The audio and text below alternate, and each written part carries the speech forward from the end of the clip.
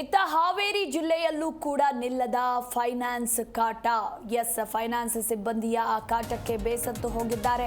ಕಿರುಕುಳಕ್ಕೆ ಬೇಸತ್ತು ವಿಷ ಸೇವಿಸಿ ಆತ್ಮಹತ್ಯೆಗೆ ಯತ್ನಿಸಿದ್ದಾರೆ ವೆಂಕಟೇಶ್ ಎಂಬುವವರು.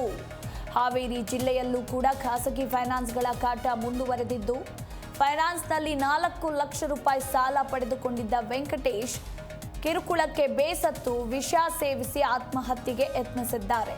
ಮನೆ ಬಾಗಿಲಿಗೆ ಬಂದು ಫೈನಾನ್ಸ್ ಸಿಬ್ಬಂದಿ ಕಿರುಕುಳವನ್ನ ನೀಡ್ತಾ ಇದ್ರಂತೆ. ಇನ್ನು ಜಮೀನಿಗೆ ಸಿಂಪಡಿಸುವ ಔಷಧವನ್ನ ಸೇವಿಸಿ ಆತ್ಮಹತ್ಯೆಗೆ ಯತ್ನಿಸಿದ್ದಾರೆ. ಹಾವೇರಿಯ ಹಾನಗಲ್ ತಾಲೂಕಿನ ಬ್ಯಾತನಾಳ ಗ್ರಾಮದ ನಿವಾಸಿ ವೆಂಕಟೇಶ್ ಸಾಲ ಪಡೆದು 1 ತಿಂಗಳ ಕಂತು ಕಟ್ಟಲಾಗದೆ ಪರದಾಡಿದ್ದಾರೆ. ಇನ್ನು 1 ತಿಂಗಳು ತಡವಾಗಿದ್ದಕ್ಕೆ ಮನೆ ಮುಂದೆ ಬಂದು ಫೈನಾನ್ಸ್ ಸಿಬ್ಬಂದಿ ಗಲಾಟೆಯನ್ನ ಮಾಡಿದ್ದಾರೆ. ಹೀಗಾಗಿ ಜಮೀನಿಗೆ ಸಿಂಪಡಿಸುವ ಔಷಧವನ್ನ ಸೇವಿಸಿ ಆತ್ಮಹತ್ಯೆಗೆ ಯತ್ನಿಸಿದ್ದಾರೆ ವೆಂಕಟೇಶ್. ಹೆಚ್ಚಿನ ಚಿಕಿತ್ಸೆಗೆ ಹಾವೇರಿ ಜಿಲ್ಲಾಸ್ಪತ್ರೆಗೆ ದಾಖಲು ಮಾಡಲಾಗಿದೆ. ಆಡೂರು ಪೊಲೀಸ್ ಠಾಣಾ ವ್ಯಾಪ್ತಿಯಲ್ಲಿ ಈ ಒಂದು ಘಟನೆ ಜರುಗಿರುವಂಥದ್ದು. ನೋಡಿ, ಈ ಮುಖಾಂತರ ಸುಗ್ರೀವಾಜ್ಞೆ ಜಾರಿಯಾದರೂ ಕೂಡ ರಾಜ್ಯದಲ್ಲಿ ಫೈನಾನ್ಸ್ ಕಾಟ ಮತ್ತಷ್ಟು ಹೆಚ್ಚಾಗ್ತಾ ಇದೆ. ಗಂಡ ಹೆಂಡತಿ ದುಡಿತಿದ್ವಿ ಕಡೆಗೆ ಅಂತ ಹೋಗಿದ್ವಿ ಈ ಥರ ಫೈನಾನ್ಸ್ನಲ್ಲಿ ಈಗ ಕಟ್ಟಕ್ಕೆ ಆಗೋದ್ರಿ. ಹಾಗಾಗಿ ಅವ್ರು ಫೈನಾನ್ಸ್ನಲ್ಲಿ ಕಾಟನ ಭಾಳ ಆಗೈತ್ರಿ. ಹಾಗಾಗಿ ಇವರು ಈ ಥರ ಮಾಡ್ತೀವಿ. ಎಷ್ಟು ಸಾಲ ಮಾಡಿದ್ದಮ್ಮ? ಆಗೈತ್ರಿ, ಒಂದು ಎಷ್ಟಾಗೈತಿ ಅಂತ ಗೊತ್ತಿದ್ರು ಒಟ್ಟು ಮಾಡಿದ್ವಿ. ಒಂದು 3-4 ಸಂಘದ ತಕ್ಕಂದ್ರಿ. ಏನು ಮಾಡೋದು? ಮನೆಗೆ ಬಂದ್ರ? ಹಾಂ, ಮನೆಗೆ ಬಂದ್ರ ಅವರು? ಹ್ಞೂ ರೀ, ಮನೆಗೆ ಬಂದಿದ್ರು. ಯಾವ ಬಂದಿದ್ರು? ಮೊನ್ನೆ ಕೂಡ ಬಂದಾರ. ಏನು ಅದ್ರಿ ಮಾಡೋದು? ಕಟ್ತಾ ತಗೋರಿ ಇವತ್ತಲ್ಲ ನಾಳೆಗ ಅಂತ ಅಂದ್ರೂ ಕೇಳಲ್ರಿ. ಒಮ್ಮೆ ಮುಂಜಾನೆ ಸಂಜೆಲೆ ಬರೋರಿ. ಹಂಗಾಗಿ ಬಂದು ಏನು ಮಾಡಿದ್ರು? ಆಚಾರ ಮಾಡ್ತಿದ್ರು? ಕಟ್ರಿ ಲೋನ್ ಕಟ್ರಿ ಅಂತ ಬಂದು. ಅದಕ್ಕೆ ಇವ್ರೇನು ಮಾಡಿದ್ರಿ ಮನೆಯವರು? ಅವ್ರು ಎಣ್ಣೆ ಕುಡ್ದಾರ. ಎಲ್ಲಿ? ಗದ್ಯಾಗ ಕುಡ್ದಾರ. ಜಮೀನಿಗೆ ಹೋಗಿ ಕುಡಿದ್ರಾ? ಹೋದ್ವಿ, ನೋಡಿದೀವಿ. ನೋಡಿ ಹಾಸ್ಪಿಟ್ಲಿಗೆ ಕುಟ್ಕೊಂಡು ಹೆಂಗೆ ತೊಗೊಂಬಂದ್ರಿ? ಬೈಕ್ನಾಗ ತೊಗೊಂಬಂದ್ವಿ ಸರ್.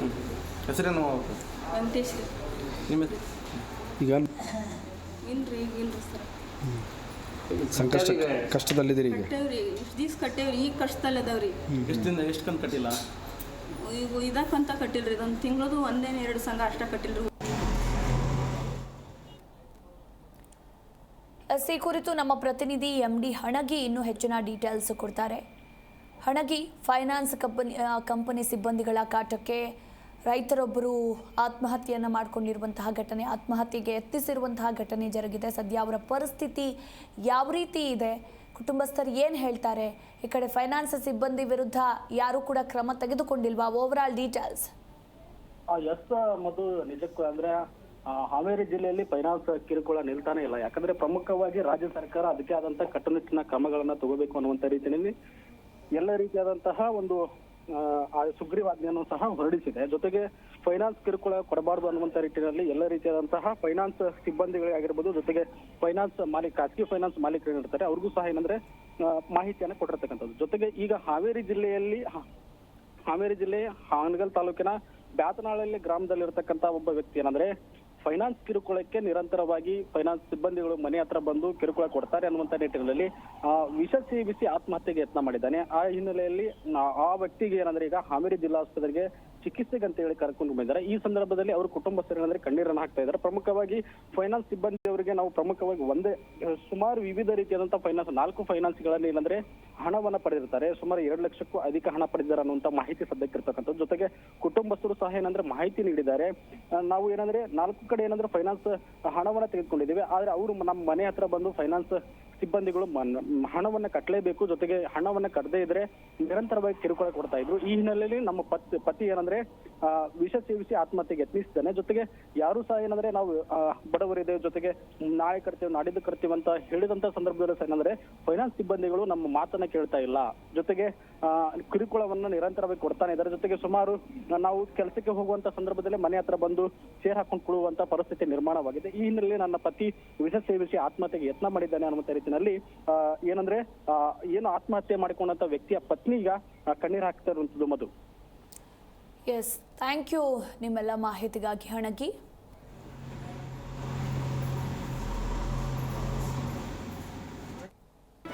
ಜಿ ಕನ್ನಡ ನ್ಯೂಸ್ ಈಗ ನಿಮ್ಮ ಮನೆಯಲ್ಲೇ ನೋಡಿ.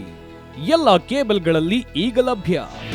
ನಿಮ್ಮ ನೆಚ್ಚಿನ ಜಿ ಕನ್ನಡ ನ್ಯೂಸ್ ಈಗ ಸನ್ ಡೈರೆಕ್ಟ್ ನಲ್ಲಿ number 292, Tata play number 1664, Jio TV number 1334, NXT digital number 30, in cable number 30, city networks 51, U digital number 162, GTPL number 17, Rockline telecommunications number 42, Shri Basaveshwara cable number 168, rural cable network 60, Vinayaka digital 57, Abhishek cable 821, city channel 53, Siddeshwara cable network 57, V4 digital Infotech 628, Surya digital networks 53, Gajanan digital number 836, Malnad Infotech private limited number